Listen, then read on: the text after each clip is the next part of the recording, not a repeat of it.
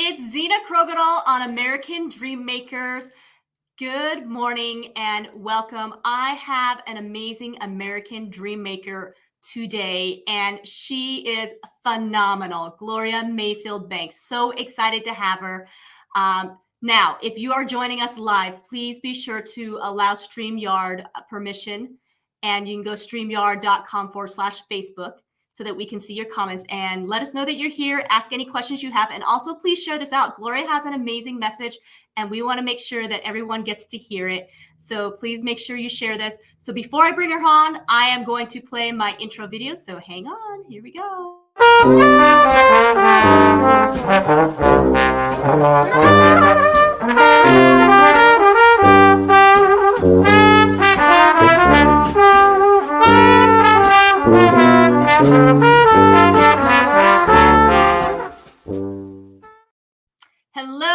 Hello. I'm back again. I am Zena Krogadal, your American Dream Makers host. I've got Gloria Mayfield Banks. She is a global success strategist, speaker, author, known for her passion in empowering women to go from ordinary to extraordinary. With expertise in leadership, sales, and life skills, Gloria offers keynote speeches, coaching programs, books to help others achieve success. Despite facing dyslexia and overcoming domestic violence, Gloria's resilience and faith have driven her to break barriers and inspire others. As the #1 earner for Mary Kay and featured in national media outlets, she is recognized as a powerhouse in her field. Gloria's impact reaches far and wide. As she shares the stages with influential figures and continues to motivate through her podcast, Banking on the Banks. Without further ado, here is Gloria. Hi, Gloria. How are you, Zena? So good to see you again. This is an honor for me to be with you and yours. I'm excited to be here. Absolutely. Oh, I am so excited to see you too. And thank you so much for taking time out of your busy schedule. I know you are like all over the place all the time. I don't even know when you sleep, Gloria. Last week was what a week. Dallas to Atlanta, back to Dallas, then home. I don't know. I was on 3 or 4 or 5 planes in like 3 or 4 or 5 days. It was crazy. But I'm excited to be here with American Dream Makers. I love your goal with this podcast. I really do know that people need to be uplifted and be reminded who they are. So I'm excited to be here with you. Well, again, thank you so much. And we just want to know about you, Gloria. So tell us all about you, where it all began. Well, I am from the Midwest, born and raised in Detroit, Michigan, had a fabulous upbringing.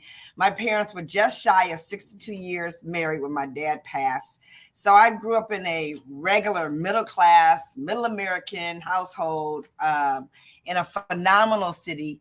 And it was awesome. And when I was in the 7th grade, the first of my challenges happened. I always tell people, I don't care who you are. By the time you get to 18, there's been something that's happened to you, something along the way. So for me, one of the things was I was diagnosed as dyslexic, which was a big deal then, as it is today. But they just didn't have the tools. So my mother was a teacher. Both my parents were teachers at one time, but my mom was one of those teachers at that time that would stay with me night after night after night after night, trying to really teach me something like reading that was fundamental. But I always tell people all the time, please, reading is overrated. I don't know who told you that it was important. So it was hard, though. It was very hard. And I kept going, went on through high school, was a cheerleader. You can tell. And I was the captain, you could tell. And we went to state champions and we won. Of course, that was the start of great things. And so went on to college at Howard University in Washington, D.C., very proud member of HBCU at Howard. And then went to Boston after I graduated with my degree in business and worked for Polaroid Corporation.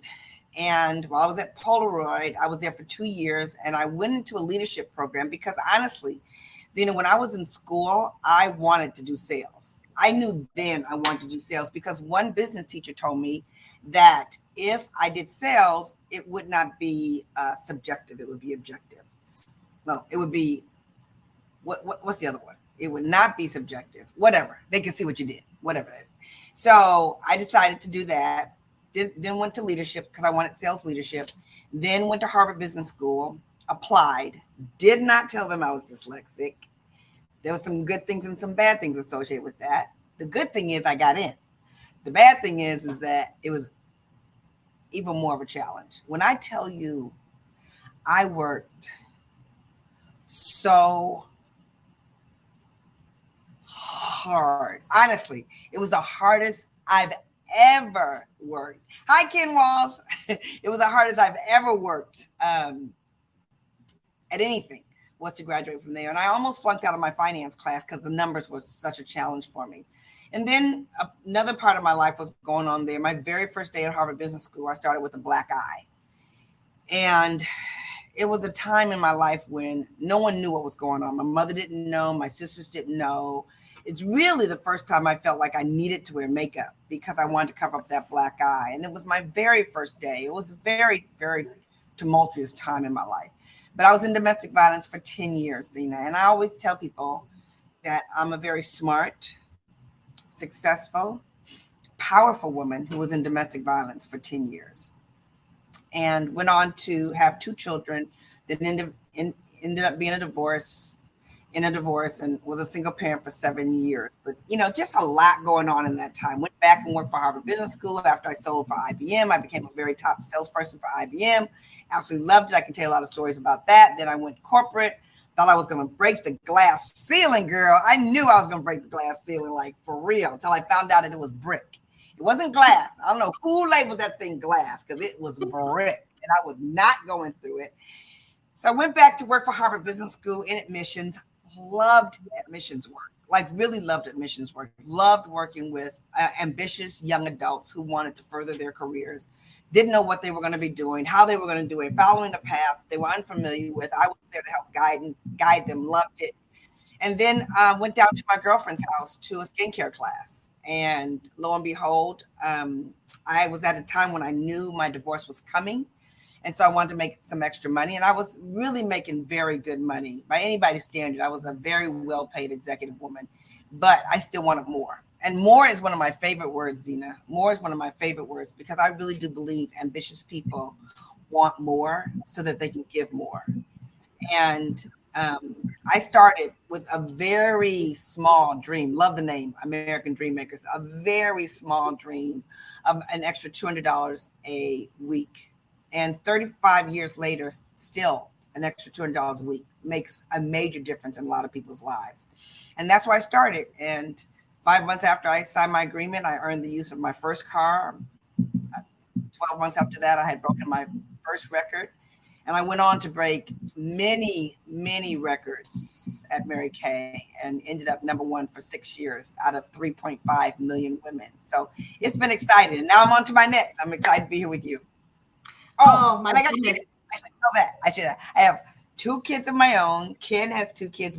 I remarried after 7 years. We just celebrated 26 years of marriage. He's a very, very, very powerful entrepreneur in his own right. And that's why we have a podcast called Banking on the Banks. But we've got 4 grown adults, 5 grandchildren, cannot leave them out. Love them, love them, love them.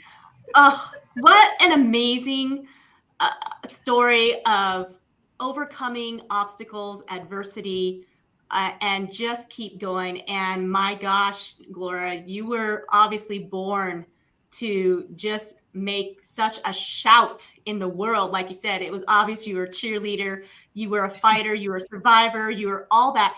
And the fact that you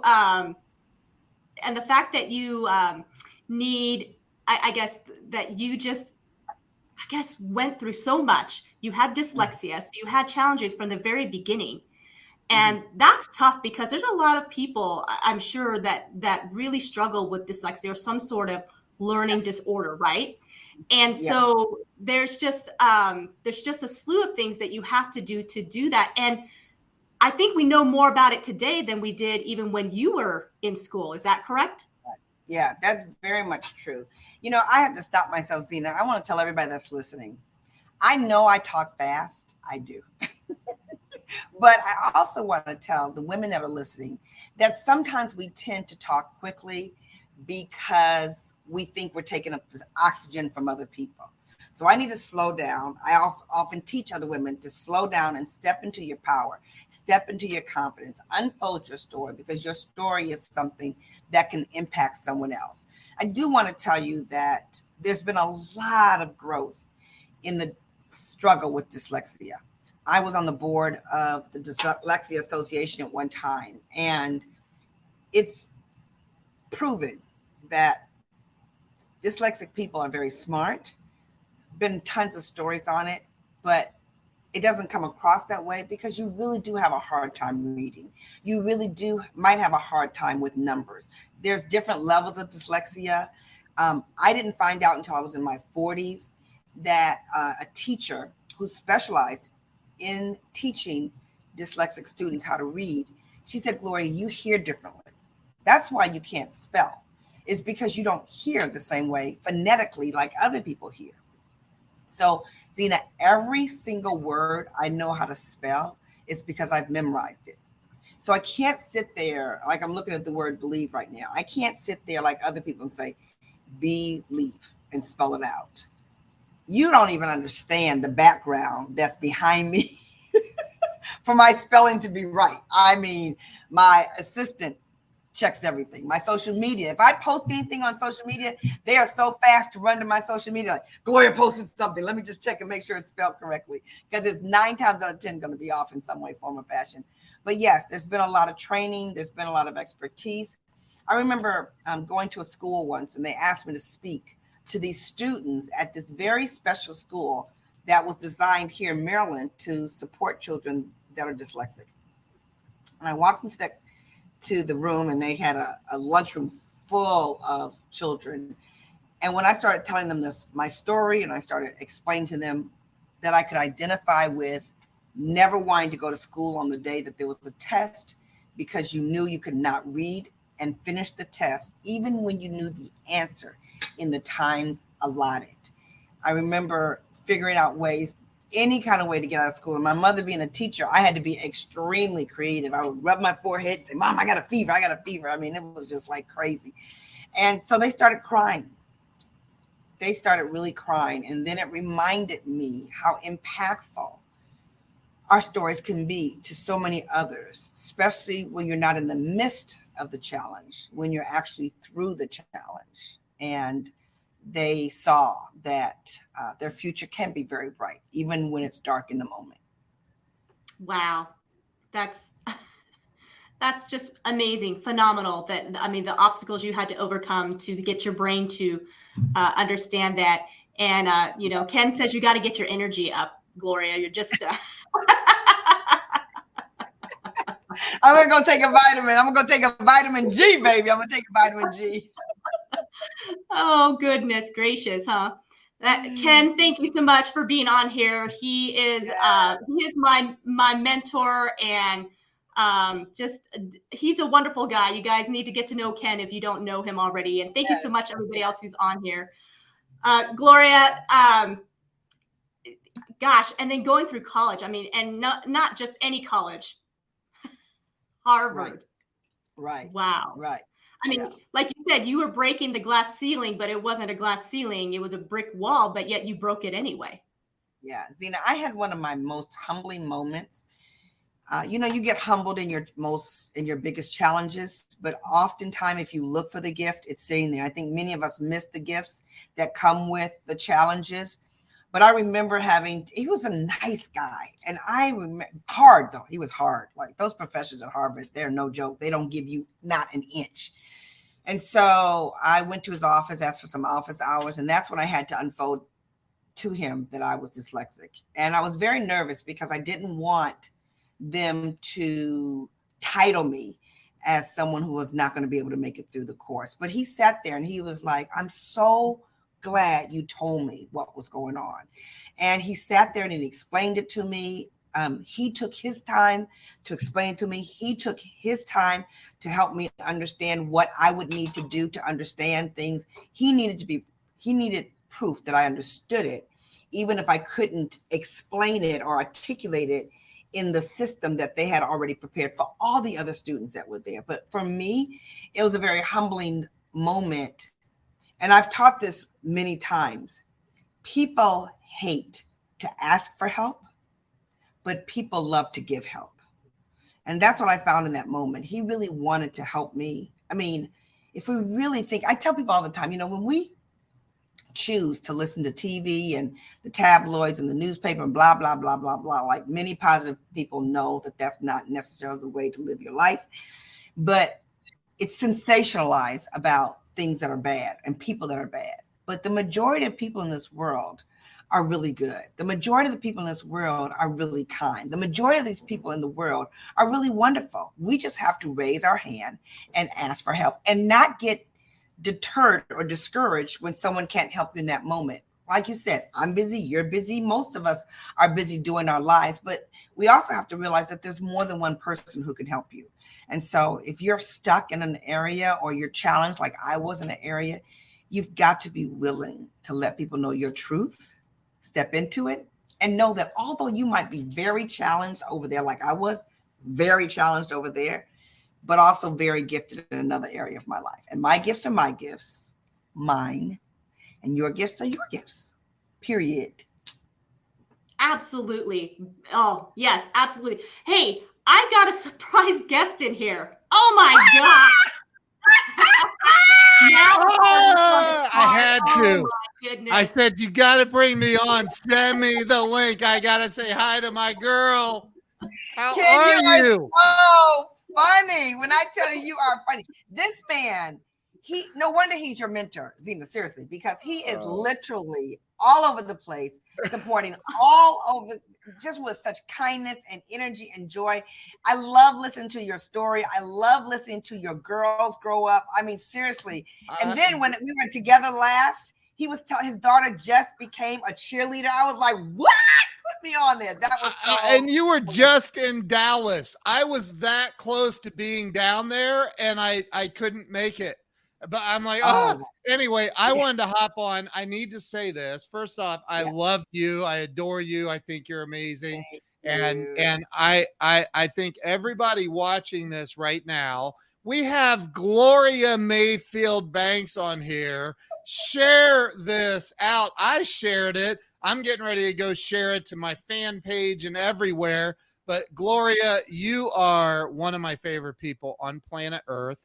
Tim's story talked about how Gloria is going to be the next Oprah. 1000% agree with that. Like, go share this out so everybody can get their dose of Gloria Mayfield Banks. I'm not staying. I just wanted to interrupt and say hi and tell you I love you. So good job, you guys. I'll see you later on. Okay. That's your wife. Bye, The Ken. family. Thank you so much for stopping Bye. by. Bye. Oh, he thinks that was I a want to nice have try. energy. He's Mr. Energy for sure. For sure. Oh, for sure. Oh yeah, definitely. Yeah, I don't know when he sleeps either. So yeah. Well, that was a lot of fun. I'm so glad Ken's popped in and said hello. He truly is a fantastic guy. And I'm just so excited that he is mentoring me in all those things. And I'm so glad that you're part of my circle now too. So glad to have met you as well, because you are just infectious. Like your energy, truly. I don't know what it's like to wake up next to you, but I imagine your husband every day. It's like, woo, I'm awake. I know. He's so funny. He's like, Gloria, calm down. I said, I can't go to sleep. He says, just close your eyes. Just try it, Gloria. Just close your eyes. It's a session. It's a session. Yes, I'm sure it is. And I'm sure it's a fabulous session. It's probably even better than morning coffee. Woo! Let's get going, guys. So I just want to kind of bring it back a little bit too. You know, you talked about that you were a domestic violence survivor.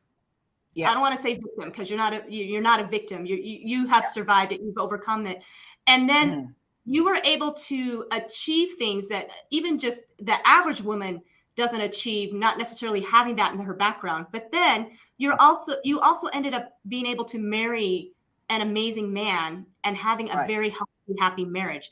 So for those of the ladies that maybe perhaps in a relationship that is not healthy, For those that maybe are scared, thinking, what's that next step? Can you give us some words of encouragement, something?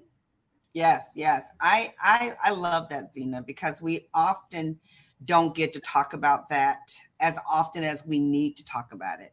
And so first thing I want to tell people is I always want to re-invite them to follow us on YouTube at Banking on the Banks, which is our podcast, because a lot of people asked us about second marriages. They asked us about blending a family. We've blended the grandchildren. We have two entrepreneurs who were small entrepreneurial businesses when we met each other, and then we grew them into very large entrepreneurial businesses. We love to travel a lot. Both of us love to travel. I love to laugh. And there's a lot of similarities and there's a lot of differences. For instance, my husband ran a very large construction company here in the Baltimore area. And he just finished with chairman of the board for the Federal Reserve in the Baltimore, Richmond area. Now, you give him a book that's like this big, like thick, he can read every word of that contract. You show me that book, I start crying immediately. I really cannot read that book. I mean, and then you bring him a whole lot of people, he's like, and he calls me the Pied Piper because, I love people. So it's hilarious. But I will tell you, there are some things that have made our relationship spectacular because honestly, Zena, I have to tell you this story. When I met him, we were in Florida. He was there with his kids. I was there with my kids. We were at a theme park called Wet and Wild. And I always tell people it was wet. And it was wild. It was. But he told me, like, seriously, in the first 15 minutes, he said, I just want to be clear with you. I'm never getting married again. It's okay. That's cool. I invite you not to continue your conversation with me because you will fall in love with me and I'm getting married in 5 years. And that's exactly what we said to each other. So therefore, we got married in 6 years because he said we were not going to get married in 5 years because I said 5 years. But I think, honestly, number one, we didn't need a mate to make us happy. I was happy when he found me. He was happy when I found him. So we weren't looking for someone else to make us happy. It wasn't a question whether we knew a soulmate would be joyful, would be something we would love, but it wasn't a requirement for our joy, if you can hear me. I think the other thing that was really good and very positive for us was the freedom. I need a man that allows me my freedom to be my best self. And he doesn't need a woman who's going to shape him or change him or pull him or require things of him that he didn't normally want to give himself. I always say to people, it takes a strong man to lift a powerful woman. And so we operate under that role. Like, I think of my kin as one of my best role models, period. The way he conducts himself, his spiritual faith is so deeply grounded. There's so much I love about him, so much that's calming about him, as energetic as I am, as calming as he is. It's a match, but we worked very hard at our relationship. And I like the fact that I tell people we worked hard at it, because when you see a great relationship, a lot of people think, oh, wow. And that's what I meant when I said earlier, I have my gifts and everybody has their gifts. You cannot get stuck in the playground called comparison, because you will definitely lose. I heard this the other day from Nikki Cullen. She said, comparison steals your peace. And it really does. So for me, it has been a joy for us to bring up these kids. They weren't even teenagers when we met. They were like little kids. And I remember once we went to an IHOP and we were sitting around the breakfast table, and he walked in and he saw me and those 4 kids around that table. Girl, he saw his future. He was like, oh, Lord.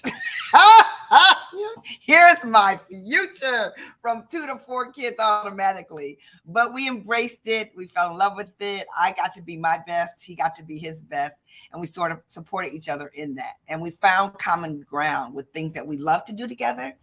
And then those things that we don't love to do together, we let the other person do it how best they want. Wow. That's lovely. And I really am glad that you really emphasized how important it was that you were basically whole before you met each other. So for those, and so you obviously came out of just a terrible relationship, and you Yeah. obviously learned and grew. Just like you're just a star student. You are a honor student to the plus on so many levels. And so you studied life and relationship, and you learned something that brought you to the next place in life. And because Yeah. I don't know about you, but for so many years, I would observe women, they would marry repeatedly, and it'd be the same man, but different name. Right. Right. And so how did you get yourself from that point of being so brought down, because in abusive relationship, Yes. you're cut down to the core. How did you Right. bring yourself out of that? That's a great question, because I could have a banner running across the top of my head in lights going like, therapy is great. Therapy is great. Therapy is great. I'm one of those people that I tell people all the time. For me, I see therapists as people who have invested as much time, energy, and passion as a medical doctor. And they have spent an enormous amount of time learning how to help people navigate life, where we will run to a medical doctor if we sniff, if we have a temperature, if something doesn't feel right. But if our heart's not feeling right, if our energy's not feeling right, if we're confused, it takes us forever to go to a therapist who can help you get back on the right path. So I believed in therapy, and I do believe, number one, that my parents did give me, and not everybody gets this, I'm clear about it. I've helped so many women who did not have a strong family unit coming out of it. So I know it's a blessing that I had it. So that was one piece. I always had that home in front of me, that viewpoint of what a good marriage would look like from my parents. But the second thing was that also caused me an astonishment. When I got into a domestic violence situation, that's the last thing I thought would happen to me. I wasn't familiar with domestic violence. I wasn't familiar with divorce. I wasn't familiar with any of that. So I immediately got into therapy. Now, I want to tell you something. Again, whatever's your gift can be your challenge. What people see in me is a very optimistic attitude, right? And that optimistic attitude gave me a fortitude, like this marriage is going to work. So we got married on August the 4th. And my birthday is September the 8th. And what I remember was I was at a marriage counselor before September the 8th. So within 30 days, I was at a marriage counselor. And that counselor therapist told me this marriage will never work. I was like, what you talking about, Willis? This marriage is definitely going to work. So I set it upon myself that this marriage was going to work. I stayed in there too long. It was a very, very long time I was there. And it was not a good choice of mine to stay there for 10 years. However, when I finished and I went back to yet another therapist, and I said to her, I need to ask you, why am I not crying? I'm in the midst of a divorce. I'm becoming a single parent. This is a challenging time. Everyone in the world is telling me about how I'm going to go backwards and it's going to be horrible and blah, blah, blah, blah, blah. What is the deal? And she said, you cried throughout your marriage. That's why you're not crying now. I said, you are right, sister. And I got up from that chair and I was good to go. And it was all good after that. And there's been times in my life when I've gone back to therapy and I've checked on it. But I want to talk about that because, a lot of people wonder. And, I tell myself I'm the non-celebrity celebrity. I want to be the non-celebrity celebrity, meaning I want to have an impact on women just by the truth of what I say, just by the truth of my story. My story may not impact you at all, may have nothing to do with it. My wisdom may not hit you at all. But if it does, and it does make a difference for you or for someone that you know, I'm here to tell you that if you're in struggle and right now, coming out of the pandemic that we just came out to, the things that are going on in the world right now, therapists are busy, and they should be. So that's what I would tell you. I did get the tools, and I did use it. And can I say this to you, please? Thank you for calling me an honor student. Dyslexic people never get called honor students. That's pretty cool. I recognize an honor student. Well, Gloria, English is my second language, and I know it's hard for a lot of people to believe, but I actually didn't learn English until I started school. And so I can understand. Now, I didn't have dyslexia, but I didn't have the reading comprehension, and it was a real struggle. Right. So I do understand how hard you have to work to overcome. Probably not to your extent, but it is. It's like you just have to do extra. Yeah. Extra. A lot of of extra. You got to do a lot of extra to become extraordinary. Absolutely. Yes. And you just embellish so much inspiration, and you're just a great influence. And so you came into Mary Kay because you wanted to cover up the bruises that you had on your face. Is that correct? Well, to cover up the bruises, I used some makeup. I don't even know what it was, but that was the first time I used makeup for that reason. I really started my Mary Kay business to make some extra money. I went to a very simple, regular skincare class with my girlfriend who lived 2 doors down from me. And I saw this beauty consultant do something I had never done before. She put on her presentation. We tried the product. We fell in love with it. We gave her money. Everybody gave her money. These are all my girlfriends who I knew didn't have any money. So I was like, what are you talking about? So in that moment, Zena, I decided I'm going to build a Mary Kay business. And I told my kids, who at the time were 1 and 2, I said, Mommy's going to sell Mary Kay. And they were like, they didn't have anything to say. I went home and told my mom. And of course, she was like, what? We just paid $60,000 for you to go to Harvard Business School. And now you're going to sell lipstick. I was like, well, I was, until she said that, because that's how people are, right? They love you. They give you their opinion unsolicited, as much as it is. And I listened. So I didn't do anything until my girlfriend called me up. She was so excited. She said, come to a meeting with me, come. So I went, I saw for myself. I joined for myself. I didn't tell anybody anything. I did it for myself. And I fell in love with it. And what happened for me, Zena, is that I was now walking into a world where they didn't know my background. They didn't know I went to Harvard Business School. They didn't know I was becoming a single parent. They didn't even know I was a parent. They didn't know anything about my background. They didn't know they couldn't judge me. I had a clean slate to start all over again. Every single person I met didn't know anything about me except what I told them. And it was a beautiful place for me to be. I didn't even know at that time that I needed friends. And I could tell anybody one of the most positive and powerful things about network marketing and the profession of it is the personal development. And I don't think people understand why we have so many successful people in this industry.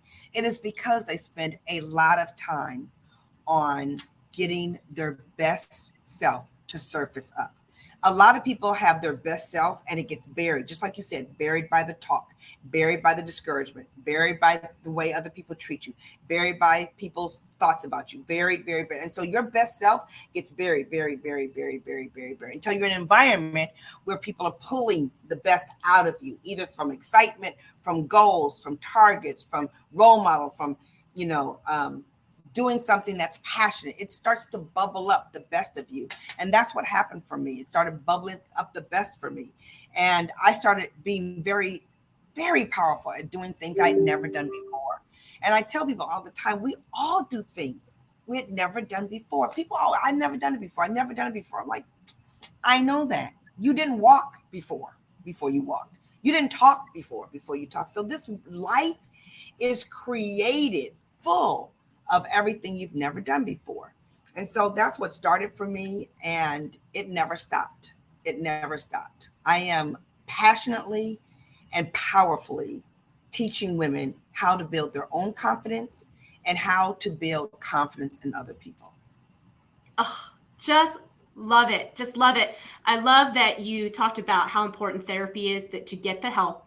And I love that you talked about how connecting with other people is such a success factor in growing you. And I'm sure even just when you were doing Mary Kay, that was therapy too, just running across other people. I know it was for me when I was Yeah. working on patients as a dental hygienist. Yes, So, absolutely. Absolutely. Absolutely. yeah. It's amazing when you help other people, how much you learn yourself, right? When you're helping other people, you learn so much about yourself, and it takes courage. It takes courage to help other people. It takes courage to build your confidence. But confidence is one of the number one things that people are looking for to build upon themselves. So I tell people, my purpose is to build your intangibles so that you can get the tangible, because it's impossible to grow without those intangibles. Beautiful. Beautifully. You're so articulate. Seriously, just so articulate. So, and honestly, I think if you didn't tell people you were dyslexic, I don't know that anybody, would even, because you do so well with it. So I just applaud you for all of that. Thank Just you. yeah. So you took yourself to number 1 out of 3.5 million. Holy smokes. Oh my gosh. And you did it in a short amount of time. Yeah. Because you said 5 months in, you had earned your first car. Yeah, I earned my And, first car. Mm-hmm. and then after the first year, you earned, what was it We after started that breaking first? records. So the first year I earned the use of my first car. The second year I earned the use of my first pink Cadillac. The third year I became a $500,000 director. And then, I started earning trips. And for me, I quickly found out what made me tick. And this is what I teach a lot of people, because if you don't take a second to figure out what makes you tick, you think what makes everybody else tick makes you tick, and you stay in a place of confusion. So for me, what makes me really tick is breaking records. I love to break records. I love to go places that no one has gone before. And for me, I knew in order to do that, I had to help other people go places that they'd never gone before, because you can't take a team to a place they've never gone before unless a lot of people fall in love with that same mission to do something that's never been done before. So therefore, we broke records. We broke the qualifying directorship record. We broke the largest team ever in Mary Kay. We broke the most new members in a month with Mary Kay. We broke the highest unit production in Mary Kay. We broke the highest level of a national area. We broke the most pink Cadillacs ever in a national area. We broke the most income created in 1 month by a person. We broke the largest income ever created. And we broke a lot of records on that journey, because that's what works for me. So whatever works for you, you have to figure out what it is. And then I would take what works for them. I would be very loud about what works for me, and we would find out how to make them align. Because I always told people that this is where I'm going to win. You get to choose if you want to play in my playground. You don't have to play in that playground. I get it. I love everybody has choices. However, if you do choose to play in my playground, I know for a fact you will grow. That's what I know for sure. And so that's how we would navigate and move and pivot and swim. Because in order to grow, in order to have a quantum growth, which is what my book is titled, Quantum Leap, in order to have a quantum leap, which is called by quantum growth, in order to do that, you have to be able to pivot and move quickly and be decisive. All the things I talk about in the book. Wow. Oh, just amazing. How many years were you with Mary Kay? Tell us again. How many years? Yeah, I was with them 1 month short of 34 years, 33 years and 11 months. That's a really long time to be with a company. And then you sold your business. Yeah. Well, Yes. this is such a beautiful gift. I was able to give my business, or at least a portion of my business, to my daughters. And so I have 2 daughters and a daughter-in-law. So one daughter and one daughter-in-law, and my other daughter is an amazing entrepreneur. She runs a company called Sit, Stay, Obey in Atlanta, Georgia. She trains dogs. And when I tell you she's a dog whisperer, my other two daughters are driving in their earned pink Cadillacs. And so that's very exciting. So the legacy has passed on either through my entrepreneurial business with Mary Kay Cosmetics or just the thought of another woman entrepreneur in my daughter, Rakenya, out of Atlanta. So Julianne is driving a Cadillac, Erica's driving a Cadillac, and Rakenya is putting dogs in Cadillacs, I guess, because she's amazing. Just phenomenal. 2 sons, I have to tell you, 2 sons. One is a genius with Microsoft. He's a huge executive at Microsoft, and we're just extremely proud of him in New York. And my other son is a partner in a law firm, a very successful partner in a law firm. So we're proud parents. We're very, very proud parents, and they're well on their way. And can I say this? It wasn't always this sweet. There were challenges in raising children, and it is the best job in the world because it is the most important, but it's also the most challenging. So that's a whole nother conversation, but it was well worth every second of it. I'm glad that you said that. And, you know, when you say, can I say this? I think you just don't even need to say that. Just say it. Just say it, Gloria.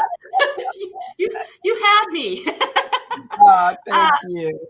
But I'm so glad that you say that because, you know, when people meet you now, you seem so strong and courageous and brave, and it's hard not to think that you just had it all together just like that. Right. That it, Right. you know, it's same thing with your family, that your kids, they must have been just a perfect family. But I love that you are just so honest and so transparent to say it takes work. You guys have to work at it. I love that. Yeah. I put something up today on my Instagram, and I hope all my new girlfriends and my new friends follow me at Gloria Banks. But I put something up and I said, you know, the results that you see are very pretty, but that doesn't mean that they didn't do the ugly work. It's the ugly work that people don't see that caused the very beautiful results. The calling someone back again, the hearing the no's, the pushing through the pain, the working when you're not feeling it, the getting on 85,000 airplane rides in 2 weeks, the getting up at 3 o'clock in the morning to catch a 6 o'clock flight, the, you know, going through the airport in the parking lot looking for your car because yesterday you parked it on the 4th floor and why is it on the 6th floor today? You know, it's just so many things that happen in the ugly work. And I don't mean ugly by it being bad, because I don't want people to label the hustle as either hard or ugly. I just want them to know that the beautiful results that they see on Instagram and Facebook, and the beautiful results they see in the awards and in the paychecks, and the beautiful rewards they see in the travel and the flexibility and the finances and the fitness only came from the ugly work. Wow. Deep, real deep. But very crucial, very crucial. And so you are not doing Mary Kay. You passed on the legacy. What are you doing now? I graduated. Graduated. Okay. My new term is honor. High honors. Yes, with honor. Yes, high honor, summa cum laude, right? But right now, really, Zena, I'm very passionate. I hope they can see it. I hope they can hear it.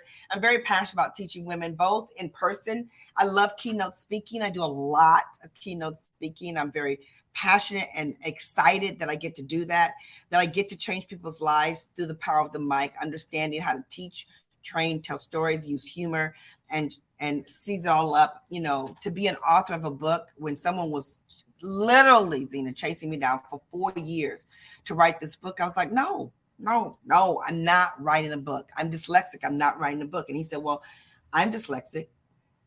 I was like, you own a book company and you're dyslexic. So, my book Quantum Leap is available to people on Amazon. But what I really do is I mentor a lot of women. And so if they go to gloriamayfieldbanks.com, they can see the different ways in which I can honor them. But I am so excited, Zena, that my collection and my community of amazing women is called Super Bad All Day Long. They are super bad all day long. And it really stands for unapologetically powerful women, unapologetically powerful people who really want to go to a level that they had not gone to before. And God gave me that. He specifically gave me your purpose is to take people from ordinary to extraordinary. And you can say extraordinary or you can say extraordinary. But I say extraordinary because I'm clearly extra. Love, love, love it. Oh my gosh. Yes. Super bad all day long. That is you, Gloria. And wherever you go, I want to follow. So, because you are breaking brick walls, you are breaking, oh my gosh, everything that is just people see as impossible. That I don't think that word exists in your vocabulary. So I won't ask you to spell it. That's okay. Because I don't think exactly. It's just so beautiful that just like I said, just all the things that you have done and accomplished, and you are amazing, phenomenal. You have such a glow. Obviously, Mary Kay works because you look so young. I've seen some of your older pictures of when you were youthful, and you look the same. I'm sure that your girls probably is that your sister? I'm sure people don't even ask if you're their mother. My daughter hates it. When I tell you she hates it, she hates it. I'm like, yeah, bring it on, girl. Bring it on. Bring it on. I understand. My daughter would get that a lot too. And so she hated too. This is my mother, not my sister. But exactly. I'm like that. Exactly. Your friend can come over anytime. So you also have a podcast with your husband, Banking on the Bank. Yes. So that, you guys, you should take a listen. I've listened to some of that. You guys are really funny on there. You guys are super real. It's a great podcast, and just to kind of follow your life and all the things that you've done, that's just awesome. And yes, Gloria is beautiful on the outside and even more on the inside. I agree. The beauty that she has is, definitely incorruptible beauty, and it never ends. And so, Gloria, yes, absolutely. I agree. Get a hold of GloriaMayfieldBanks.com is where you go, or look her up on Instagram at Gloria Banks. And then the podcast, Banking on the Banks. You have any last words? I know we got to wrap this up because I know you got a super tight schedule for a super bad all day long. That's why you've got a tight schedule. When you name a something like that, how can you go stop? I mean, yeah. It's really crazy. I just want to tell people right now we're mid-year. Like, I love sports. I will be on my TV tonight for the NBA Finals. I love Super Bowl. I actually get depressed when the Super Bowl is on because that means football season is over. I love sports. But I also want people to know this is mid-season. Like, half of the year of 2023 is done, but the other half is still very much in front of us. Please do not get your mind all caught up with what has happened in the past. And I want you to know that the majority of the people who don't meet their goals is because they're so set in their thoughts about what happened in the past that they can't keep their mind on what's going on in the present, and they cannot get excited what's coming in the future. We still have a whole nother half of 2023 in front of us. So this plenty of time to make this your best year ever. And I always talk about these 4 pillars. I talk about faith. I talk about family. I talk about fitness, and I talk about finances. So this is the place where you can do a check on yourself. Say, this is what it looks like today. But by December 31st, before I go into my deal and my dreams about 2024, let's complete what we said we wanted to do in 2023. We're only at the halfway mark. So much more is in front of you. That's what I wanted to add. Oh, love it. Thank you so much again, Gloria, for taking the time and being Absolutely. here on American Dream Makers. You truly are an American dream maker. So you just keep going. Just keep making those dreams come true. Oh my goodness, you guys, you got to follow Gloria. If you have not been following her, you just need to. You just need to. I just want Thank to you, say Zena. I have absolutely loved this. I absolutely love this. And, you know, when I met you, you were a powerful, bright, shining light in the room. And so I love the fact that you're energetic. I love the fact that you're a visionary. And I love the fact that you're bringing things together like this to support other people and empower them in different ways. American Dream Makers, I absolutely love it. And I thank you for even asking me and honoring me with a position on your show. oh, my goodness. I just don't even know. I'm speechless now, Gloria. So we definitely need to end. I have no more to say. Thank you. Thank you so much. You guys take care. You too. All right. We will chat later, Miss Gloria. Thank you guys so much for being here today. What a wonderful woman, isn't she? She's just phenomenal. So absolutely, if you're watching this on the replay, please share this out. Her message is amazing, and there's a lot of people who need to hear it. So I want to say goodbye for now. Thanks for joining in on American Dream Makers. If you have not joined American Dream Makers, please join the group. I'm also on Facebook, Instagram, and LinkedIn as Zena Krogadal. I'd love to chat with you and connect with you. Have a wonderful, blessed day, and we will see you next time.